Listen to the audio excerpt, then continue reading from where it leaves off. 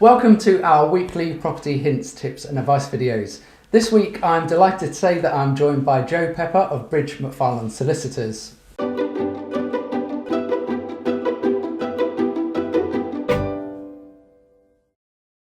Now obviously it won't come as a surprise to you, just as it doesn't to me, that there are plenty of people that don't know the property purchasing process, especially when it comes to first time buyers. But it does surprise me that some people that have experienced it, they've maybe moved houses 3 or 4 times, still don't really fully understand what's going on. So that's what we're going to be talking about today, is it? Yes, it is. It's one of those processes that you don't do many times in your life, and it's one of the biggest decisions you'll ever make, moving house or buying or selling. They say it's the most money most people will ever spend. Absolutely, and usually in the quickest amount of time as well. 15 minutes viewing a property and that's it, you've made a decision to spend £250,000. Yeah, so it's an important process. It often comes at big moments in people's lives as well. So often there are other pressures affecting it as well. So it can be a challenging process to be involved in, but also a really rewarding and enjoyable one when it goes smoothly. Absolutely. So some of the things that we want to cover is the basic terminology, and where better to start than the draft contracts, because that's the first thing that happens when we send a memorandum of sale over to you guys, isn't it? Yes, so when you send out the draft contract, the contract includes the main terms of the agreement between you. So it would include the full names of the people selling and buying the property. It would identify the property that's been sold, and also, most importantly, include the price that's being paid. It's often quite a short document, but it incorporates some more substantial standard conditions which apply to almost all, normally incorporated in almost all residential sale properties. And then at the end you'd often have any special conditions, so unique things that have been negotiated just for that transaction. Yeah.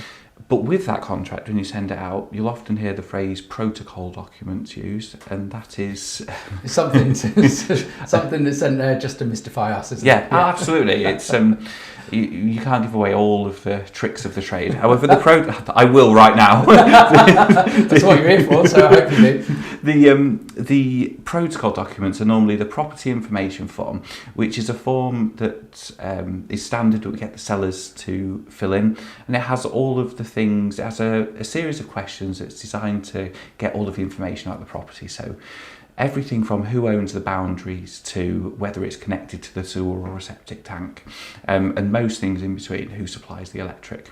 Okay.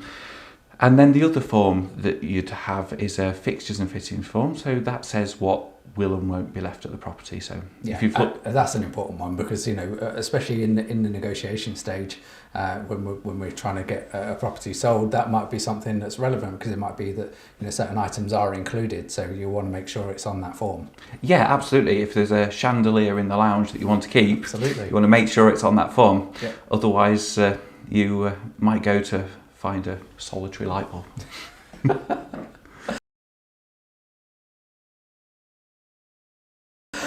Moving on from the draft contracts, the next stage is when you apply for searches. And again, I don't think many people really understand what's involved in the searches and what actually comes back.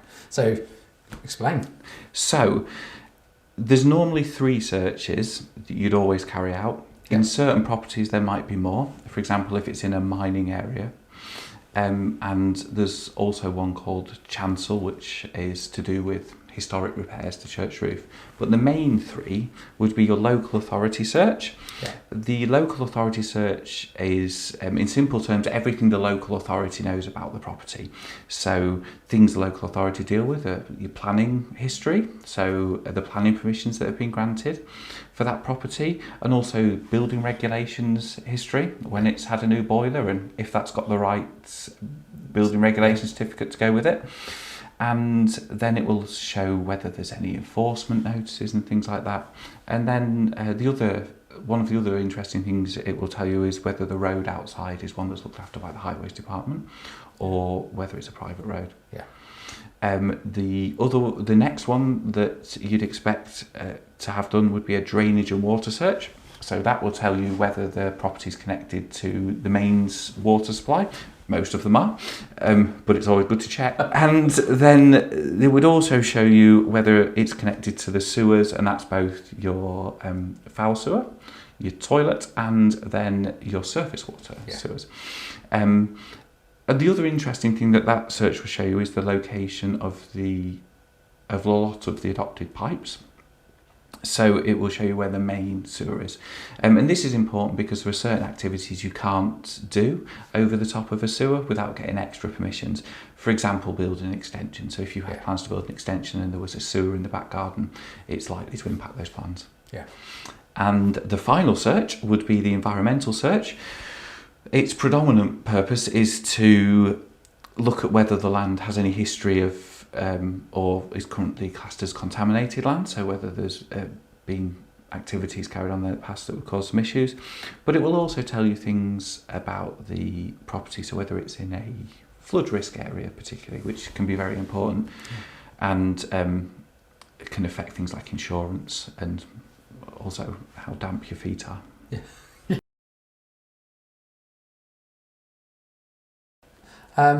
I know something that else that happens sometimes before the searches are back, and certainly afterwards, again, I guess depending on what's come back, are the inquiries. That's the next stage of the process for you guys, isn't it? So what kind of inquiries would you be sending to the opposing solicitor?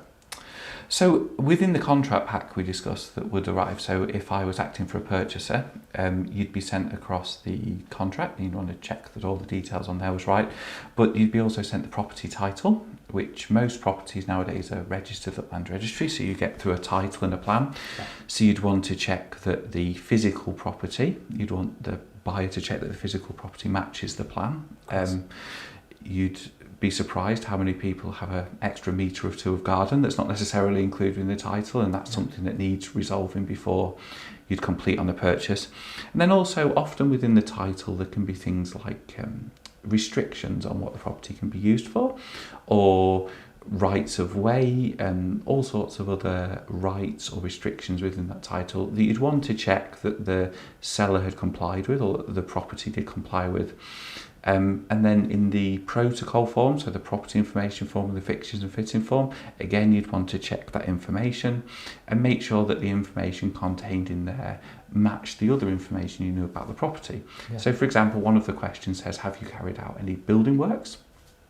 Asked about that, and if it was obvious that there had been an extension built on the property and that form had been said there's never been any building work carried out, you need to get to the bottom of why there's a discrepancy. Yeah. Often that's because the person who's selling the property hasn't carried out that building work themselves, but you still need to make sure that that's got all the required consents and as it should be. Yeah, of course. And the other one is a transfer deed. It's got a fancy name, I'm sure, but we know it's a transfer deed. Yes. So there's some different types depending on whether it's the whole of a property or part, but they're all the same. It's a transfer deed. That is actually the document that transfers the legal ownership. So your contract is your agreement between you two, but the transfer deed is when it's all completed. That's the document you'd use to transfer the. Is that what goes to Land Registry then? Yeah, so that's what goes to the Land Registry and tells them that the ownership of the property has changed. So the transfer deed is usually prepared by the purchaser solicitor. Yep. But that document has, again, you need to make sure it contains everyone's name correctly. Yeah. And it shows the details of transferring across. The final thing that I wanted to speak to you about is the importance of using a local solicitor or using yourselves. It's something that we think is essential, but it's good to hear your perspective on that. Oh yeah, I think it's absolutely vital that people use Bridge McFarland. However, I can see that using a local solicitor can be helpful. There's the local knowledge that people have of the local property market. You'll know that there are some properties within your local patch which have particular peculiarities, which is useful if people already know those and have dealt with them before. You already have the local contacts and local relationships, perhaps with other solicitors, with Yeah. estate agents, with mortgage brokers in the area, which can be useful in keeping that process going smoothly. Yeah. I think that's our point of view from it as well, because we like to give our customers as good a service as we possibly can, and one of the key things on that is communication between all parties, between us, between the mortgage brokers, and obviously between your solicitors as well. So knowing, you know, that we've built up a relationship with you over several years, it's the knowledge that if something tricky's happening or we're not sure what's going on, we can give you a call at any time, and you'll help us through it and help us put it in a way that we can convey that to the customer so that they know what's going on. Yeah, I think it's really important, and I think often it's overlooked, the relationship between perhaps the agent and solicitor, and how things can, when we work together, it can create much better results for people. And I suppose the other thing that's interesting when you talk about using a local solicitor is that residential conveyancing, or just conveyancing of properties, hasn't quite caught up with the rest of the world and gone completely electronic. So there are some documents which you will certainly need in paper form.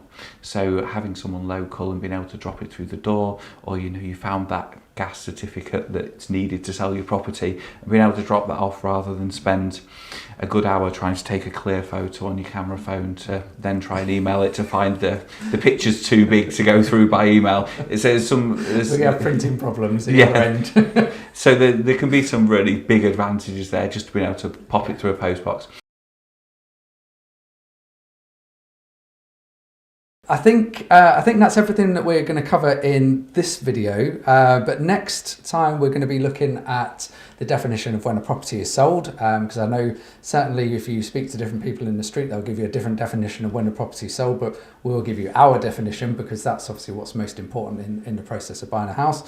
And then you can give us a look at timescales and how long we can expect a transaction to take. Yeah. Yes. Defend the slow solicitors.